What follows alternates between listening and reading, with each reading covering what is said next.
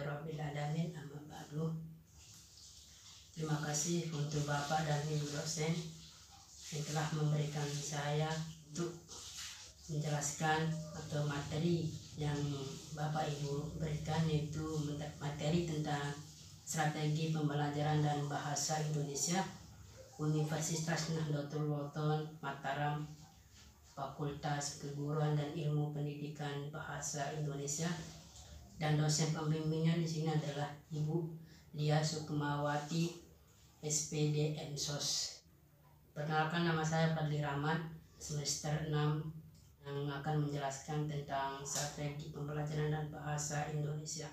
Strategi pembelajaran adalah suatu rancangan atau teknik yang disiapkan sebagai pedoman kegiatan belajar mengajar untuk menciptakan pembelajaran yang efektif dan efisien. Dalam dunia pendidikan, strategi pembelajaran merupakan rencana, tindakan atau rangkaian kegiatan termasuk penggunaan metode dan pemanfaatan berbagai sumber daya atau kekuatan dalam pembelajaran yang disusun untuk menciptakan tujuan tertentu menurut Diknas 2008 halaman 3. Bahasa Indonesia merupakan bahasa persatuan. Bahasa ini diciptakan untuk mempersatukan bangsa Indonesia yang terdiri dari berbagai macam suku, budaya, dan bahasa. Dengan menggunakan bahasa Indonesia, setiap orang yang berasal dari daerah berbeda dapat saling memahami satu sama lain karena menggunakan bahasa Indonesia. Bahasa Indonesia dipandang ke dalam dua perspektif. Yang pertama, bahasa Indonesia sebagai bahasa pertama, dan kedua, bahasa Indonesia sebagai bahasa kedua. Tantangan muncul ketika penggunaan atau perolehan yang dikenal sebagai bahasa kedua di tengah-tengah upaya harus melestarikan bahasa pertama atau yang dikenal dengan bahasa ibu. Yang kedua, bahasa yang kedua adalah bahasa Indonesia. Strategi pembelajaran bahasa Indonesia, pembelajaran bahasa Indonesia sebagai bahasa kedua. Tadi sudah jelaskan, bahasa pertama adalah bahasa ibu. Nah, ketika negara Republik Indonesia baru didirikan pada awal tahun 1990-an, banyak bahasa lain yang menyatakan kekagumannya terhadap bahasa Indonesia karena dua hal. Yang pertama, karena banyak perbedaan dengan negara lain. Yang kedua, karena bahasa Indonesia sejak awal sudah memiliki bahasa nasional sendiri.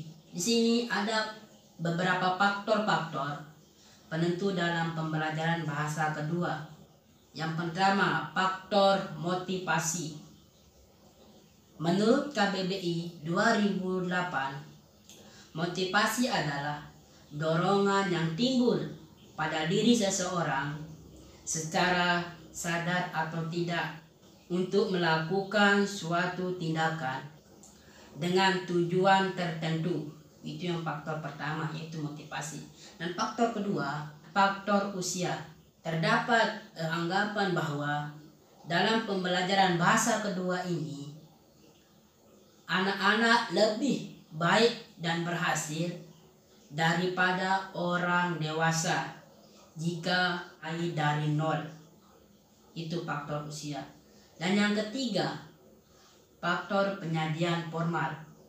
Faktor formal dalam pendidikan di sekolah akan sangat berpengaruh dalam hal pembelajaran mengenai dengan bahasa Indonesia, bahasa kedua. Dan yang keempat, faktor bahasa pertama. Menurut Ellis dalam set 2019 halaman 256, para pakar pembelajaran bahasa kedua pada umumnya percaya bahwa bahasa pertama atau bahasa ibu mempunyai pengaruh terhadap proses penguasaan bahasa kedua. Ya, itu yang keempat tadi, faktor bahasa pertama. Dan yang kelima, faktor lingkungan. Nah, ini faktor lingkungan. Faktor ini dibagi menjadi dua wilayah, yaitu lingkungan formal di sekolah dan lingkungan informal. Nah, pengaruh lingkungan formal di sini di sekolah, belajar yang memfokuskan pengaruh kaidah-kaidah bahasa, aspek-aspek linguistik. Itu yang pertama, itu bahasa formal. Dan yang kedua atau B di sini, pengaruh lingkungan formal. Lingkungan ini bersifat alami, tidak dibuat-buat. Itu tadi ada dua faktor lingkungan formal dan lingkungan informal. B di sini adalah pembelajaran sastra sangat strategi, digunakan untuk mengembangkan kompetensi atau kecerdasan spiritual, emosional, bahasa, atau untuk mengembangkan intelektual dan kinestetika. Pembelajaran sastra sangat strategis, digunakan untuk mengembangkan kompetensi atau kecerdasan spiritual, emosional, bahasa, atau untuk mengembangkan intelektual dan kinestetika.